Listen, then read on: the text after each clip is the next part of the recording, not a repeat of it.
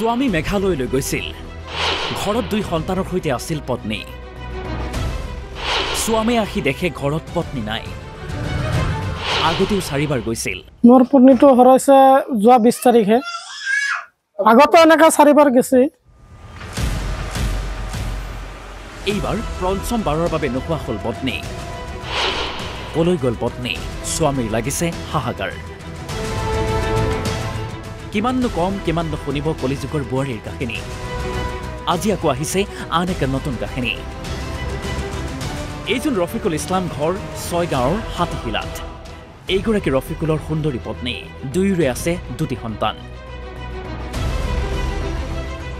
স্বামীয়ে মেঘালয়ত ব্যৱসায় কৰে সেইদিনা আছিল 20 এপ্ৰিল স্বামী গৈছিল মেঘালয়লৈ কিন্তু আহি দেখে পত্নী ঘৰত নাই 2 সন্তানক এৰি পত্নী নিৰুদ্দেশ হৈছে লগে লগে স্বামীৰ হাহাকাৰ লাগিল স্বামীয়ে সদৰি কৰা অনুসৰি আগতেও 4বাৰকৈ পত্নী নোহোৱা হৈছিল এইবাৰ পঞ্চম বাৰৰ বাবে নোহোৱা হ'ল পত্নী মোৰ পত্নীটো হৰাইছে যোৱা 20 তাৰিখে আগতে এনেকা 4বাৰ গৈছে এবাৰ আৰু পোৱা নাই আগতে গাৰ্জেনগিলা মাতি কিনে দিছে মই তেতিয়া মেঘালয়ত আছিলো ল'ৰা ছোৱালীকেইটা থৈ গৈছে দুটাই থৈ গৈছে উপায়হীন স্বামীয়ে জোৰ শিমুলী আৰক্ষীৰ চকীত এজাহাৰ দাখিল কৰিছে যদিও আৰক্ষীয়ে লাভ কৰা নাই সন্ধান স্বামীৰ সন্দেহ শহুৰৰ ঘৰতো থাকিব পাৰে কিয়নো শহুৰৰ ঘৰত পত্নী কথা সুধিলে তেওঁকে ওলোটাই মাৰধৰ কৰে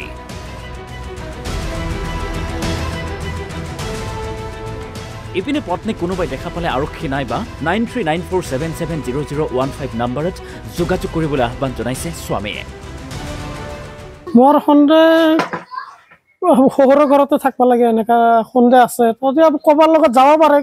আজিকালি ছোৱালী ভৰসা নাই খবৰ লৈছো হেঁতক মানা কৰি আছে আৰু আগৰবাৰত যেবাৰে গেছো মাৰধৰ কৰিছে সবে গম পায় মোকে মাৰধৰ কৰে যাৰ পিছত মই সুধপুছ কৰিব যাওঁ তেতিয়া মোক মাৰি কিনে আকৌ লাষ্টত বিচাৰ কৰি কিনে পইচা পাতি খাই কিনে তাৰপিছত ওলাই যায় মই বিচাৰো যে মানুহটো বিচাৰি পাব লাগে এতিয়া হেঁতে কৈ আছে আমি মাৰি পেলাইছো গায়ব কৰি দিছো কিন্তু হেঁতে একবাৰ মোৰ খবৰ লোৱা নাই কিন্তু মই নিজে হেঁতক খবৰ লৈ আছো একবাৰ ফোন কৰা নাই মই নিজে সদায় ফোন মাৰো ডেইলি 5বাৰ 10বাৰকে ফোন মাৰো 20বাৰলৈকে ফোন মাৰো কুন্তলীৰ পৰা নয়ন আলী অসম লাইভ 24